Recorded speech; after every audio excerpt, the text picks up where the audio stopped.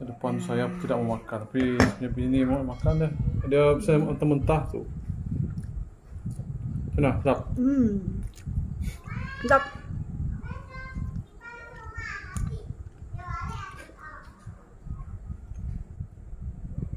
Ni saya buka ni lagi.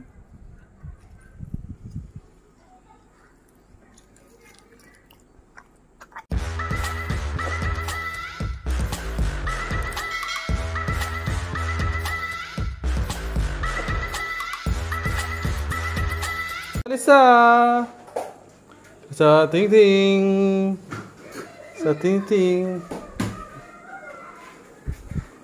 Okay, kita nak buka itu lemang. Kita nak itu minum petang sama dengan itu budak-budak. Lisa ting ting, ting ting, ting ting. Okay, apa? Kita nak buka guys. Ni kita punya lemang. Bukan saya buat ini dah, tinggal kami beli. Kita ada nasi dalam buka. Mama Ina lagi. Mama Ina happy birthday. Oh, tadi Lemang. Sama juga cara bakar, kita masak di dalam buluh. Dia sebenarnya beras.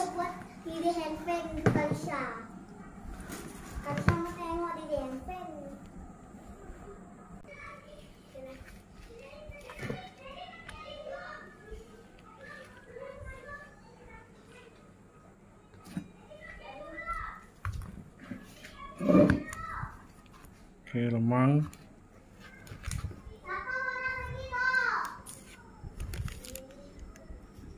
Oke, lemang dipotong, biasanya yang atas tu kita buang dia, kita tak ambil makan dia. Oke, so ada yang atas itu masih mentah tu. Oke. Oke, potong.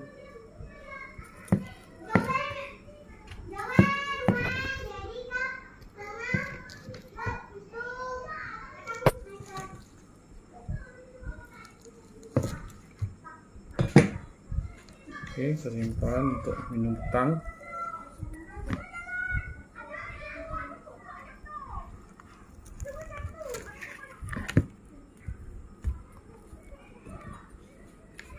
Oke, potong lagi. Potong lemang minum petang.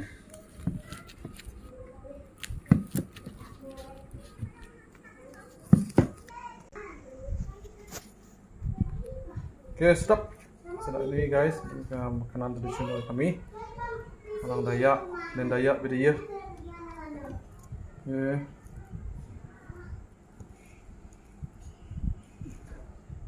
juga.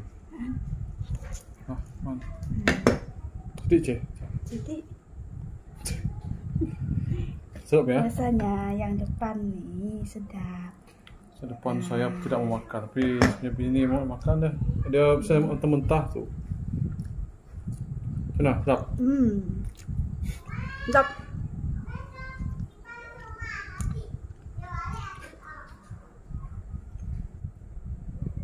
Ni saya buka ni lagi.